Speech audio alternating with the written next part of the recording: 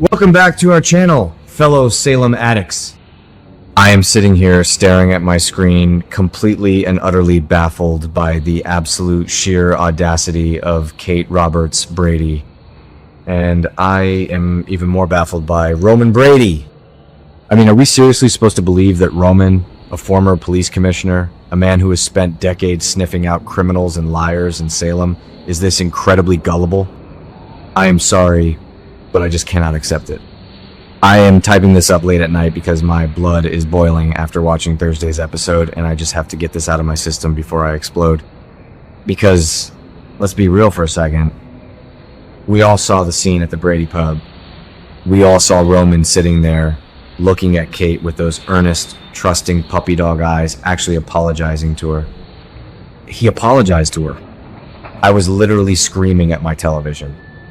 Roman actually looked his wife in the eye and said he was sorry for thinking the worst of her, sorry for not taking her word as the truth. And Kate? Oh, Kate just sat there holding his hand, probably sipping her coffee, looking back at him with that perfectly painted, innocent face, and lied straight through her teeth. She completely denied setting up Johnny DiMera with that ridiculous Titan lawsuit over Bonnie's bogus book. She denied it all. And Roman bought it hook, line, and sinker. Am I the only one who is losing their mind over this? I have been watching this show for years, since way back in 2015. And I feel like we have been on this exact same merry-go-round a million times. Remember when they tried this dynamic before? Kate does something horrible, Roman gets mad, Kate plays the victim, Roman softens, and then bam, she betrays him again. Yeah, it didn't work for me then, and it definitely is not working for me now. But wait, I am getting ahead of myself. Let me back up and explain why this specific lie is so incredibly infuriating. Okay, back to the point.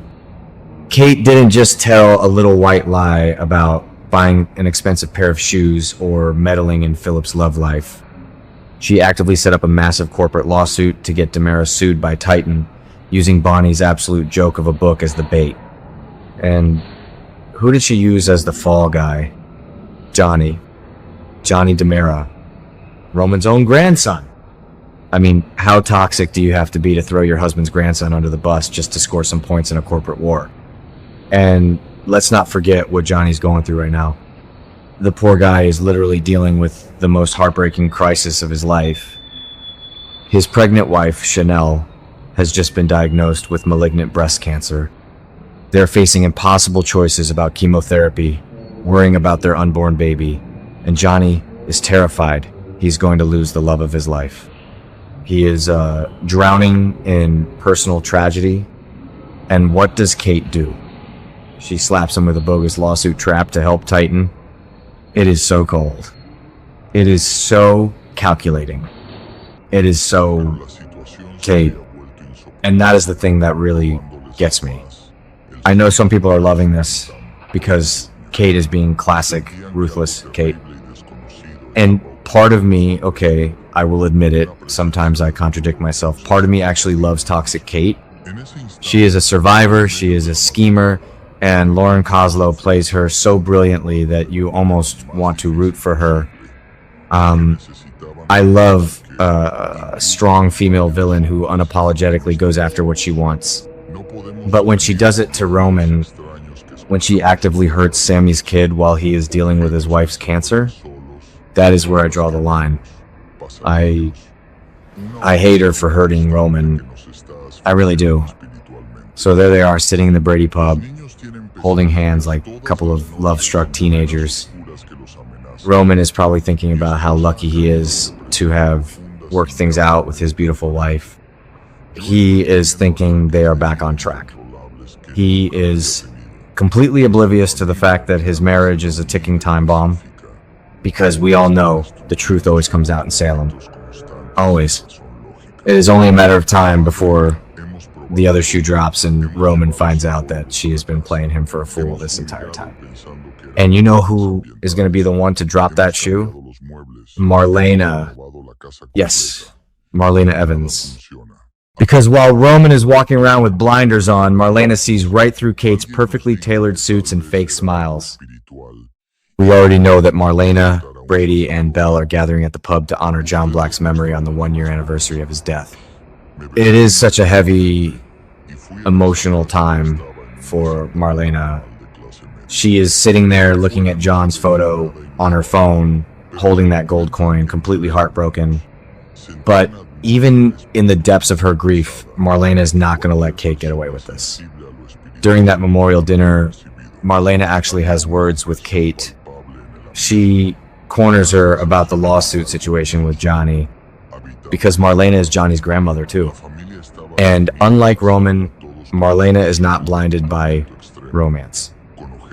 She knows exactly what Kate did to their grandson. And the spoilers are practically screaming at us that Marlena is going to have a one-on-one with Roman and spill the whole entire story. I am so here for it. I am counting down the days until Marlena rips the band-aid off and tells Roman the truth. Can you imagine the fallout? Can you imagine the look on Roman's face when he realizes that the woman he just humbly apologized to has been laughing at him behind his back? He is going to be devastated. He is going to be furious. And honestly, he should be. But then I start thinking about the writers, and I get so frustrated. Why do they keep doing this to Roman? The man is a legacy character. He is the ultimate good guy. Why is he constantly written as the clueless husband who gets manipulated by the town's biggest schemer?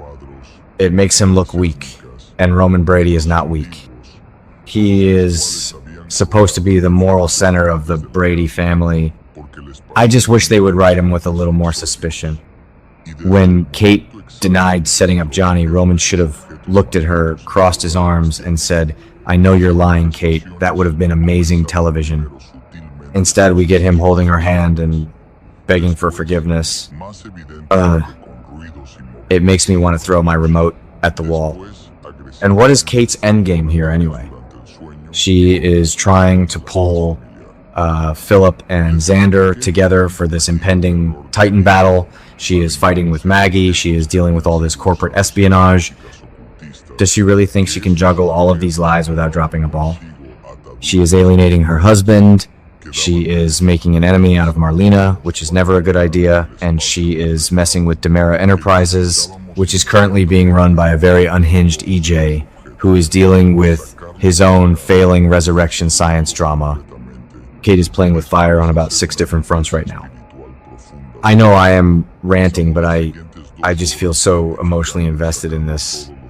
When you watch these characters every single day, you want them to grow. You want them to learn from their past mistakes. But Kate and Roman are stuck in this endless loop of betrayal and forgiveness. It is exhausting. I want to shake Roman and yell, "Wake up!" I want him to realize that Kate is never going to change. She is always going to put her own ambition, her own schemes, and her own corporate power plays above his feelings and his family. So, what is going to happen when the truth finally explodes?